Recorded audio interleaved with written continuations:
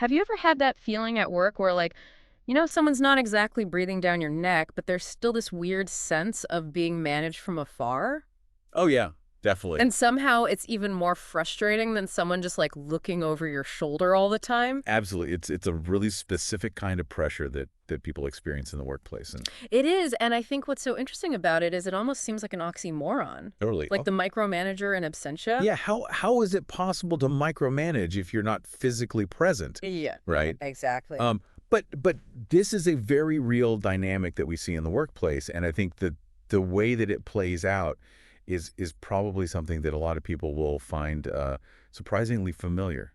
Yeah, exactly. And that's what we're going to do today. In this deep dive, we're really going to try to get under the skin of this frustrating management style to understand how it actually works, what it means for teams, what it means for individuals. And we're pulling a lot of this information from an exploration of this very idea, the micromanager in absentia. So let's just try to kind of break this down a little bit. Hmm. How does this micromanagement from afar, how does this actually work? I think what's so fascinating about this is the central paradox, right? You Mm, have, on one hand, a manager who is either physically or emotionally removed from the day-to-day goings-on of their team, right. but at the same time has this really strong need to control specific, often very granular details of the work. Oh, interesting. So this isn't the traditional micromanager who's constantly asking for face-to-face updates or hovering over your shoulder while you Right, work. right. Instead, their control is sort of indirect. Often it happens asynchronously. Right. And that's where you get this really unsettling feeling of being left to your own devices, but then simultaneously overly scrutinized for every little thing that you do. So it's not like they're giving you the overall strategy and being present for the big Well, decisions, right. but then suddenly they're laser focused on like the commas and the semicolons of your work. Exactly. That's really interesting. So what are some concrete examples of how this plays out? So imagine you have a manager who maybe takes days to respond to your emails when you have critical questions about the direction of a project, Hmm. or they seem really hesitant to give you any kind of significant ownership over key initiatives. Hmm. Yeah, they're not really there to foster team cohesion or provide any strategic input. Right. But then, seemingly out of nowhere, you get a detailed email criticizing the specific phrasing that you used in a routine internal communication. Oh gosh. Or they might insist that all of your documents conform to some highly specific formatting style that really adds no value and isn't even applied consistently elsewhere. Wow, that's It's this bizarre disconnect between, a hands-off approach to what really matters yeah.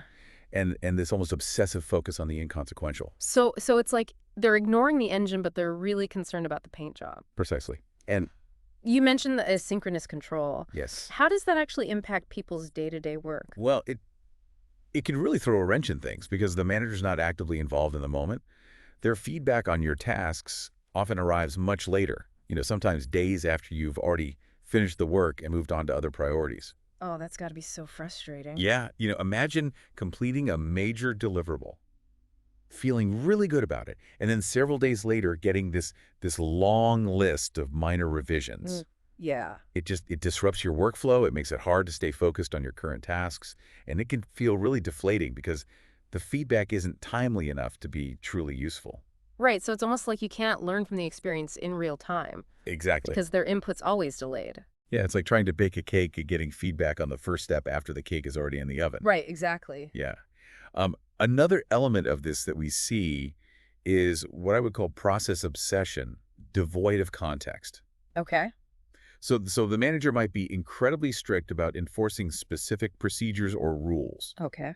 even when those procedures are clearly inefficient or outdated or simply don't fit the current circumstances. Yeah. And they uphold these rules without demonstrating any real understanding of the actual work being done Yeah. or showing any faith in the team's ability to exercise good judgment. So it's like following the letter of the law, even if it goes against the spirit of the law, Exactly. or even common sense. Yeah, and perhaps this rigidity stems from a fear of being held accountable if established, even flawed processes aren't followed. Right, like some kind of CYA thing. Exactly. You also talked about how their control extends to information.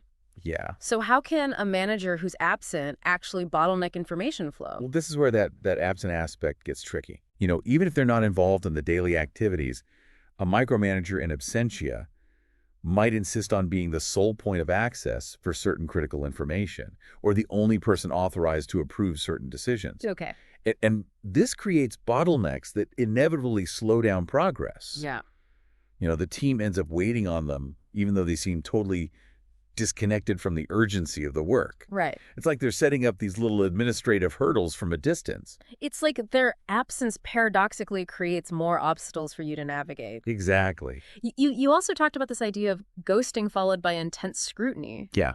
That sounds especially unnerving. It's a really damaging pattern. So you might reach out to the manager seeking guidance or asking a quick clarifying question or needing their support on an issue. Right. And they just become completely unresponsive for an extended period of time. You feel like you're operating in a vacuum. Yeah. But then as a deadline approaches or a deliverable is due, they suddenly reappear, not to offer support or acknowledge the work that you've done, but with this incredibly detailed criticism, often focusing on very minor errors rather than the overall quality or the effort invested. So it's like you're unsupported when you need the help, and then you're subjected to nitpicking when you deliver. Exactly. It's a no-win situation. Yeah, and what about delegation? Isn't that supposed to be like the antidote to micromanagement? In theory, absolutely. Yeah. But the micromanager in absentia often engages in what I call delegation with an excessive number of strings attached. Okay. So they might technically assign you tasks, Right. but they come with so many conditions and restrictions and demands for constant granular updates Wow. that you have virtually no real autonomy. Oh, okay. They might require their explicit approval on every minor decision or dictate the precise methodologies that you must employ or demand incredibly frequent and detailed progress reports. So it's delegation, but not really? It's delegation in name only, Right. offering the responsibility without the corresponding authority or freedom. Yeah, you're handed the task, but you're not empowered to actually own it or make independent decisions about it. Right. And you also talked about this behavior potentially stemming from a lack of trust. Yeah. How does the physical distance play into that lack of trust? Well, it can become a self-reinforcing cycle. Okay. So their physical or emotional absence might actually be driven by an underlying lack of confidence in the team's abilities. Okay. And because they don't trust that the work will be executed correctly in their absence, they feel compelled to overcompensate by exerting control over every minute detail remotely. Interesting. So this lack of trust then manifests in all the behaviors that we've discussed. Yeah. The nitpicking, the rigid adherence to process, the excessive reporting requirements. Right. It's a way for them to try and maintain a sense of control even when they aren't directly involved. Yeah. But it's a very fragile control built on distrust. Okay, so we're starting to get a really clear picture of how this works. Yeah. But what are the actual effects of this kind of management style on individuals, on teams? Like, it sounds like it could take a real toll. The consequences can be really significant and quite damaging. Individuals often report experiencing this conflicting sense of being both abandoned and intensely controlled. Oh, wow. Which understandably breeds a lot of internal frustration and resentment towards the manager. Right. And this almost inevitably leads to decreased motivation and engagement. When you feel like you have no real ownership over your work and no freedom how you approach it, your enthusiasm for the job really suffers. Absolutely. It's like if you feel like you're just a cog in a very specific machine, executing someone else's highly detailed blueprint with no opportunity to contribute your own ideas or creativity. Exactly. It's hard to feel truly invested in the outcome. And this environment also severely limits any sense of ownership and autonomy. Yeah. It actively stifles creativity and innovation, and ultimately it leads to reduced productivity. Think about it. More of your time and energy is spent focusing on adhering to minor details and navigating these delayed feedback loops than on the actual substance and quality of your work. Yeah. The constant feeling of being scrutinized, even from a distance, it erodes trust within the team. Right. And over time, this can absolutely contribute to burnout. Yeah. And furthermore, because individuals aren't given this space to make independent decisions and learn from their own experiences, their opportunities for professional development and growth are significantly curtailed. Right. It's like they're not allowed to fail. Exactly. They Yeah. become less adaptable, less confident in their abilities. So it's this really unhealthy and ultimately unproductive environment, even though the manager isn't physically present. Right. So what are some of the reasons why a manager might resort to this style of micromanagement in absentia? What's actually driving this behavior? Well, the motivations can be quite varied, and Hmm. and often they stem from the manager's own underlying insecurities or perceived limitations. Okay. One significant factor can be a deep-seated insecurity and a fear of relinquishing control over outcomes, even when they aren't Wow. directly involved. Oh, okay. And in contexts involving remote teams, this anxiety can be amplified by a lack of direct visual oversight, Right. leading to a stronger urge to control the process remotely. Yeah, I could see that. Like if you're not seeing your team actively working, Right. there might be that temptation to kind of exert control through other means. Exactly. And sometimes it's simply a matter of lacking effective management skills. Yeah. The manager might not have the skills to delegate effectively or set clear, measurable expectations Yeah. Right. or manage a team in a less hands-on way. Got it. Their own perfectionism and a strong personal need to feel in control can also be a significant driver. They might have a very specific vision of how tasks should be accomplished and really struggle to let go of the reins, even when managing remotely. So it's like their internal benchmark is so high Yeah. that they can't imagine anyone else meeting it Right. without that constant intervention. Exactly. Yeah. And in some cases, it might just be a matter of being stuck in outdated and ineffective management practices that don't translate well to different work styles or remote settings. Okay. A lack of clear expectations and open communication can also play a crucial role. Yeah. If expectations aren't clearly defined up front, the manager might feel a greater need to tightly control the process Right. to ensure that things align with their often unspoken standards. Right. Right. And interestingly, a potential lack of deep technical understanding of the actual work being done by their team Mm-hmm. might lead a manager to overcompensate by focusing on more superficial, non-essential aspects, Okay. like formatting or precise language, because those are the elements that they feel they can understand and control. That's a really good point. So if you don't understand like the complexities of the work itself, Right. focusing on something like email etiquette or something like that might feel like a way to exert some influence. Exactly. So we've really gotten into the weeds here. We have. What would you say is like the core takeaway about the micromanager in absentia?